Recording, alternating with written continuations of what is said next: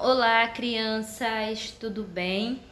Vamos lá continuar no nosso livro Trilhas, capítulo 10, tá? É o livro Trilhas de Artes. Vamos falar agora sobre a música clássica. Vamos conhecer um pouco sobre o que é a música clássica, quais são os instrumentos que tem na música clássica.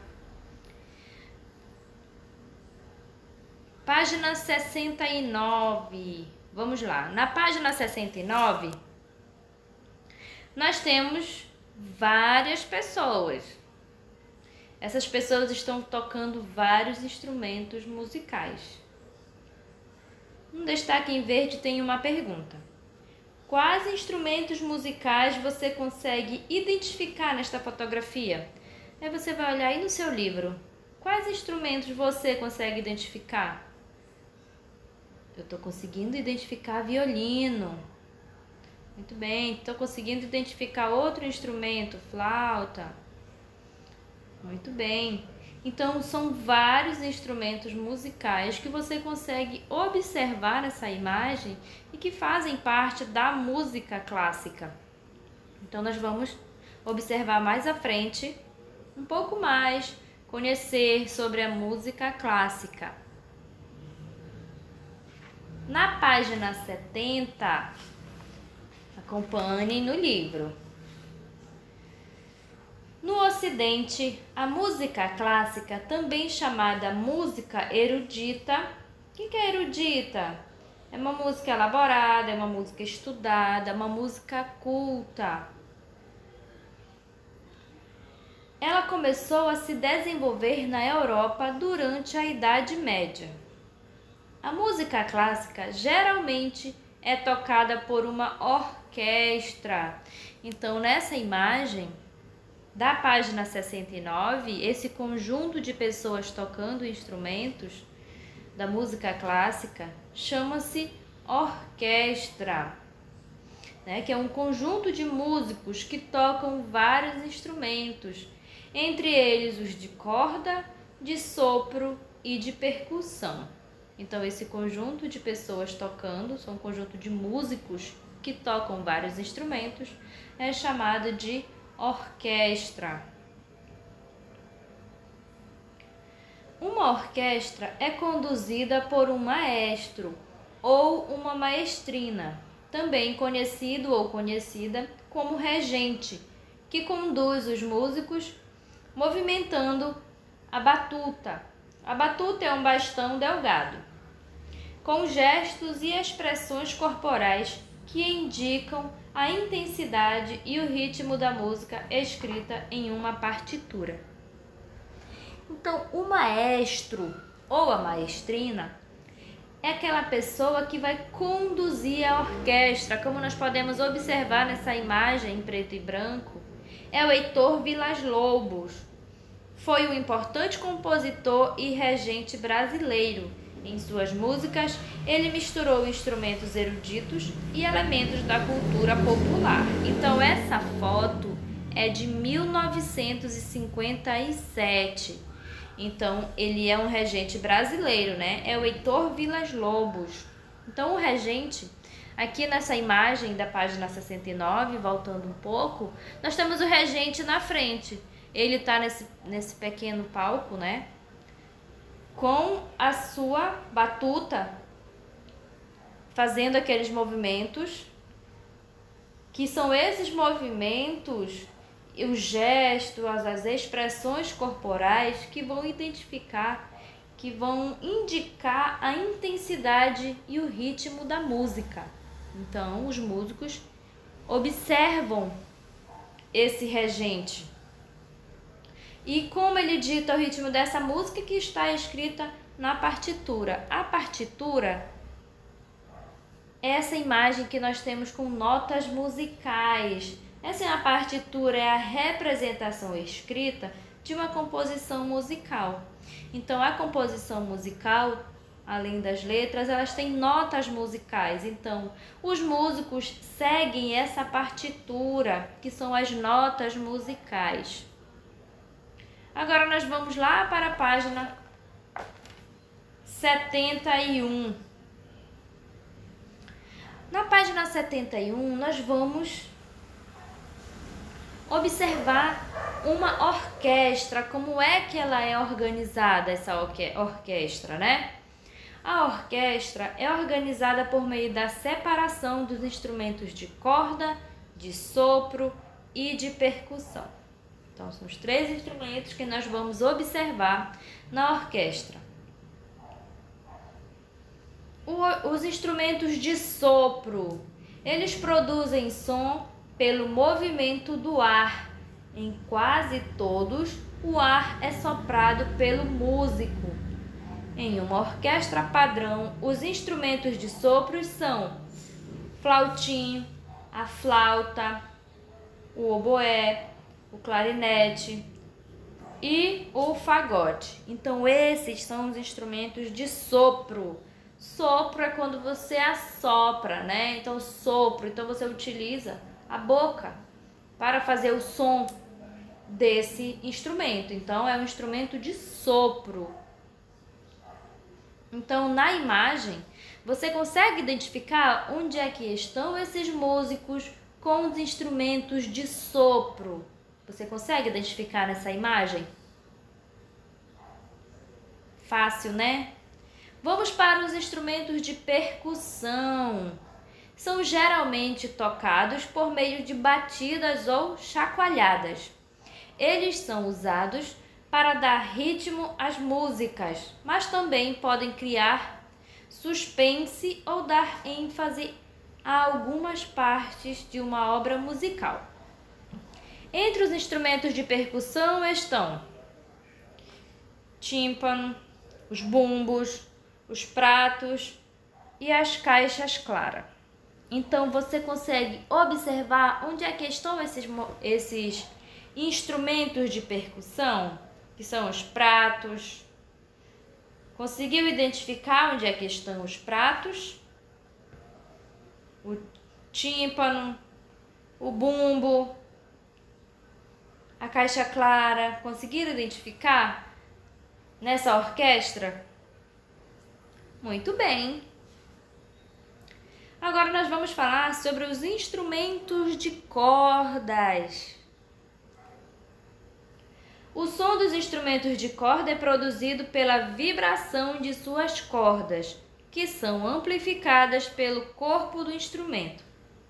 As cordas são divididas em 4 grupos principais. Quais são esses instrumentos? São violinos, violas, violoncelos e contrabaixo. Todos são tocados com um arco e com os dedos.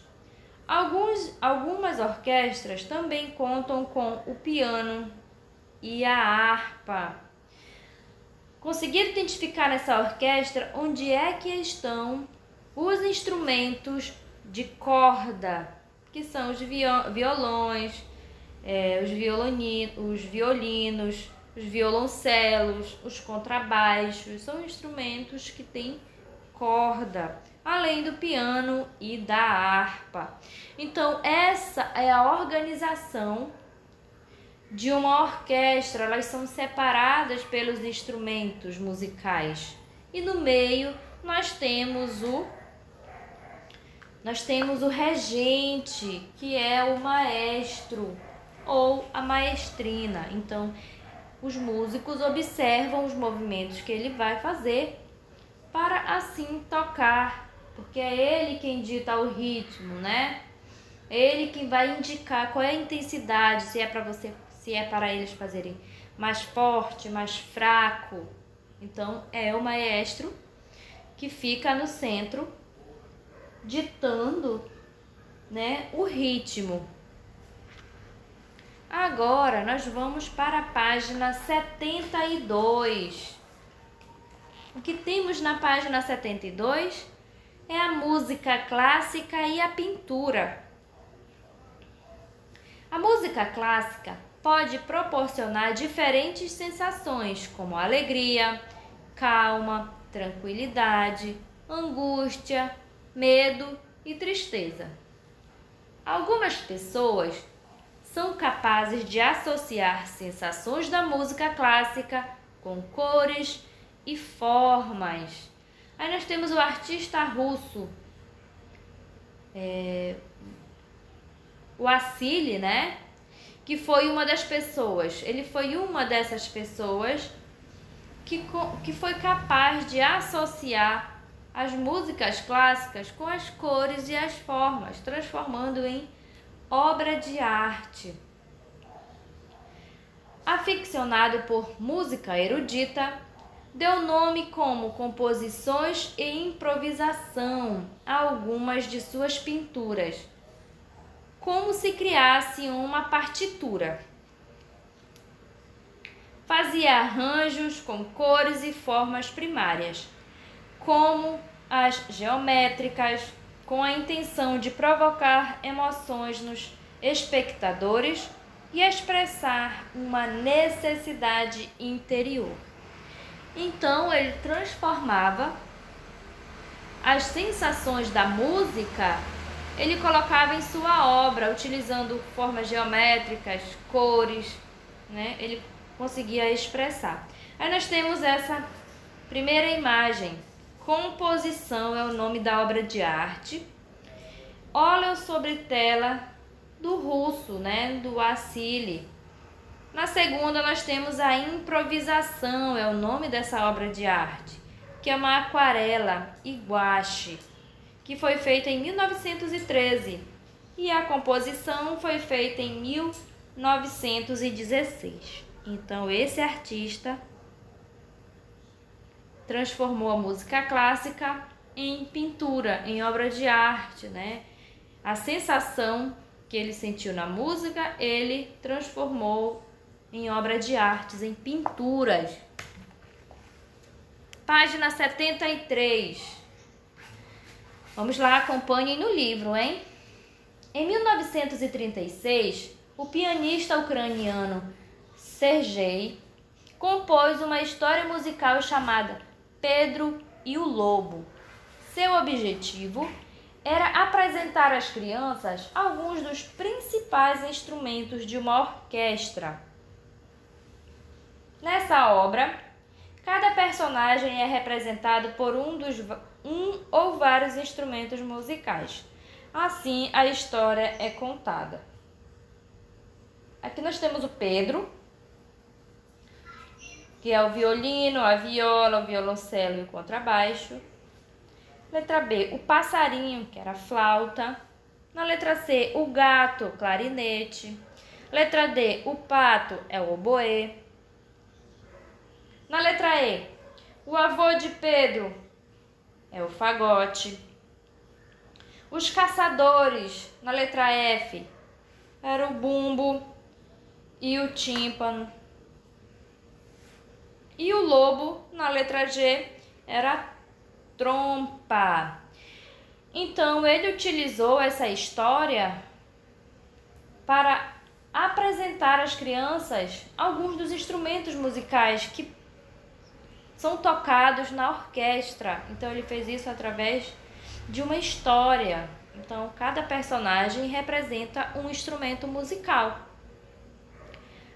Agora, nós vamos para a página 74. Página 74. Na página 74 é uma atividade. Questão número 1. Agora é a hora de escutar música clássica e desenhar. Siga as instruções, que são as orientações abaixo. Na letra A, o professor vai apresentar a primeira parte da música, a Sinfonia número 40, de Mozart, né? Você vai observar as variações sonoras da composição e o que ela desperta em você. Você vai imaginar as cores, cenários e possíveis personagens. Letra C. Após a escuta, você vai desenhar tudo o que imaginou em uma folha de papel. No verso da folha, você vai escrever o nome da sua composição e do autor da música. Em seguida, o professor vai apresentar a primeira parte da composição Sinfonia número 5, de Beethoven. Você vai fazer o mesmo que foi feito na música anterior. Depois você vai comparar os dois desenhos. Bem, essa atividade você tem que ouvir a primeira parte da Sinfonia número 40, que é de Mozart, para você fazer a letra A. Na letra D, você vai ouvir a Sinfonia número 5 de Beethoven. E quando você ouvir esse trecho dessas músicas, você vai representar, quando você ouvir, você vai representar, você vai desenhar o que foi que você sentiu. E você vai dar o nome, claro, para a sua obra. Sua obra tem que ter um nome. Depois você vai comparar esses dois desenhos e você vai verificar se tem diferenças ou se tem semelhanças nas suas produções. Então, você vai fazer essa atividade, você vai ouvir um trecho da Sinfonia número 40 de Beethoven, de Mozart, e você vai representar, ouvindo o trecho da música, o que você sentiu, você vai desenhar.